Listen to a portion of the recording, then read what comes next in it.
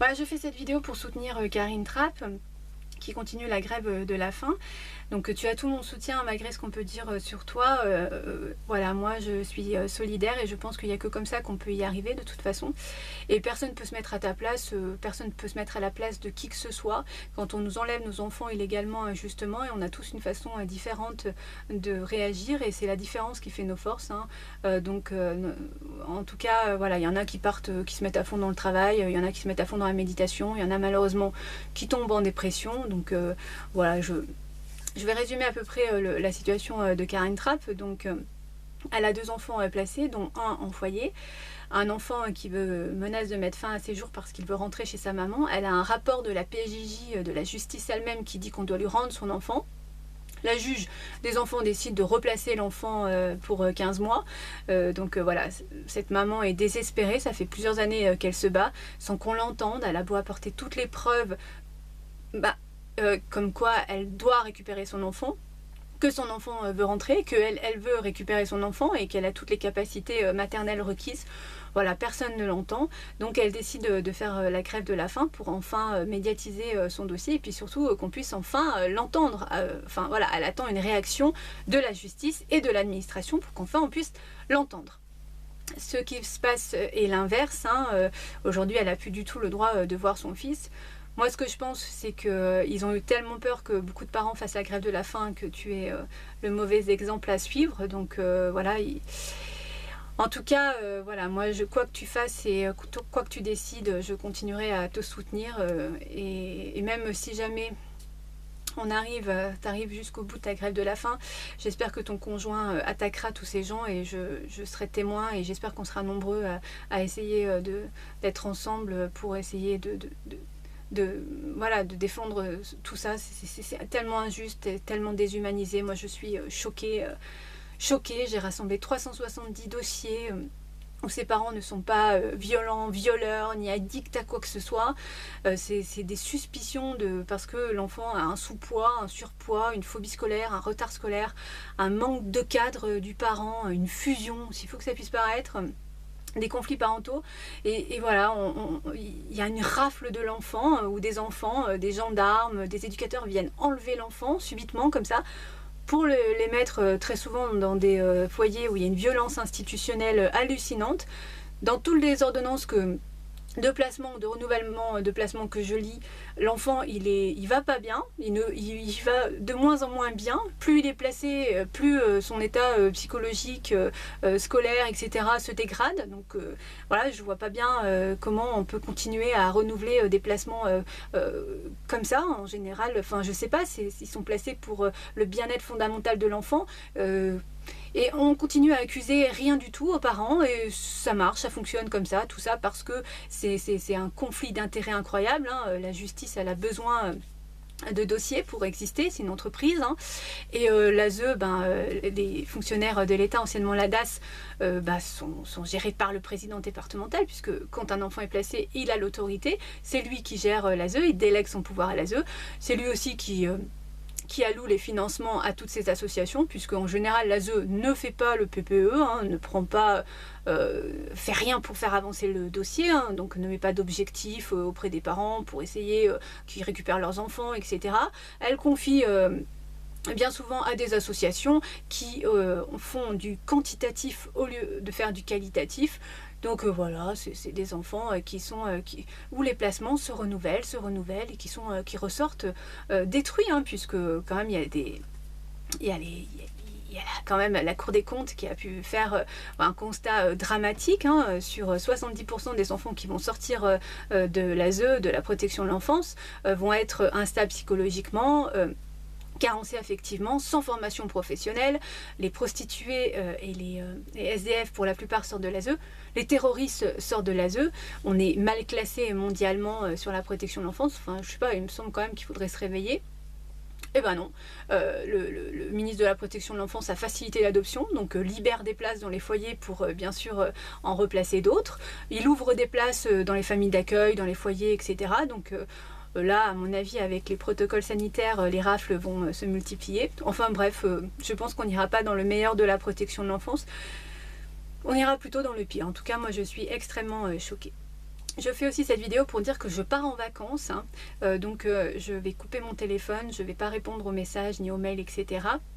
Alors pour les parents qui veulent se défendre pour les audiences qui arrivent au mois de septembre et au mois d'octobre, je vais remonter mes conclusions sur ma page. Je vous l'ai dit, hein, faites des conclusions le plus fournies possible avec des attestations de vos amis, votre famille, vos patrons, vos voisins, pour essayer d'étayer vos conclusions.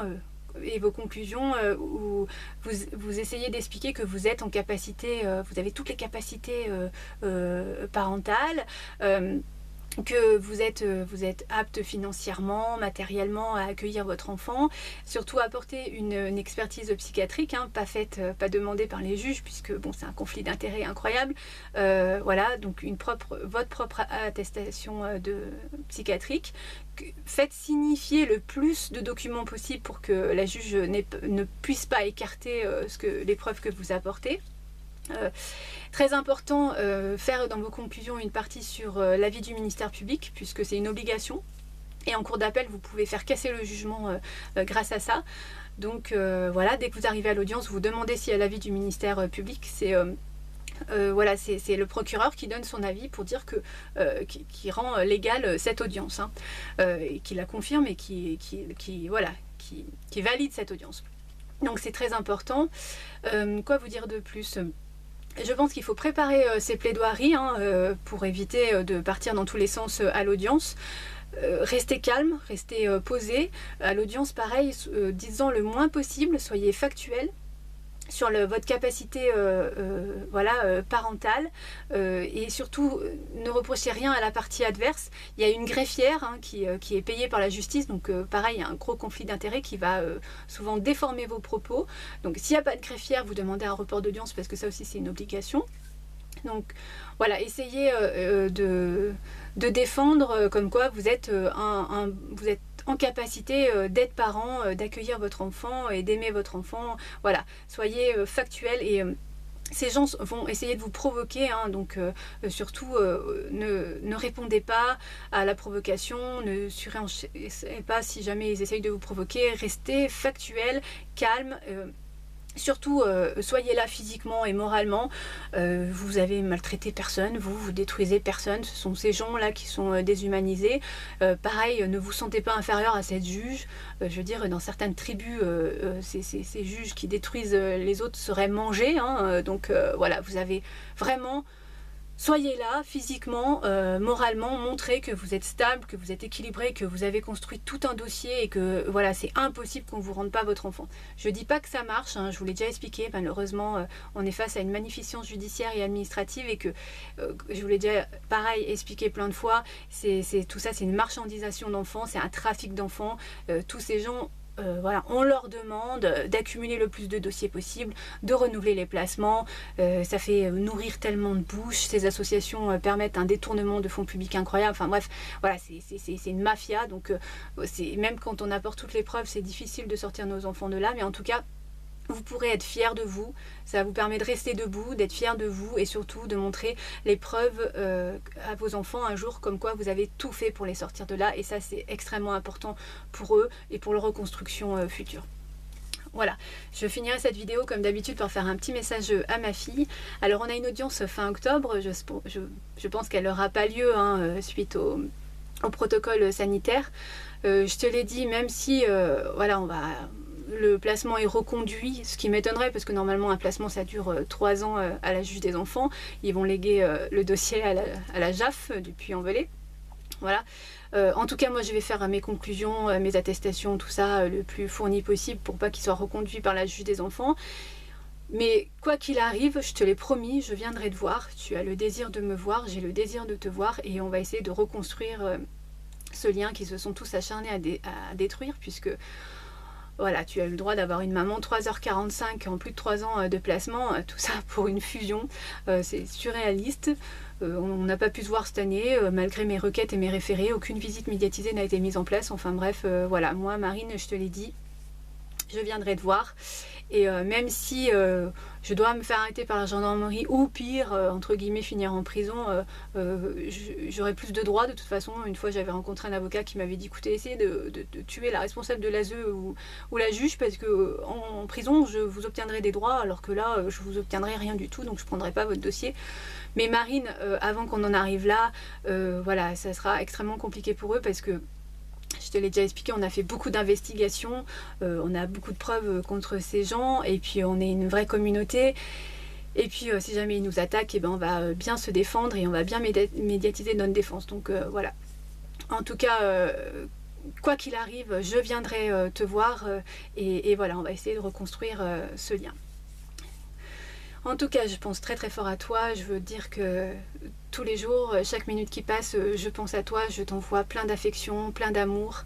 Et je suis extrêmement fière de toi, de ton courage et de ta force. Et vraiment, j'ai vraiment hâte de te prendre dans mes bras et de te dire à quel point je t'aime et à quel point tu m'as manqué et à quel point, mais vraiment, vraiment, je suis vraiment fière de toi, ma puce. Vraiment, je t'aime très très fort. Je t'embrasse très fort. Gros bisous, mon ange.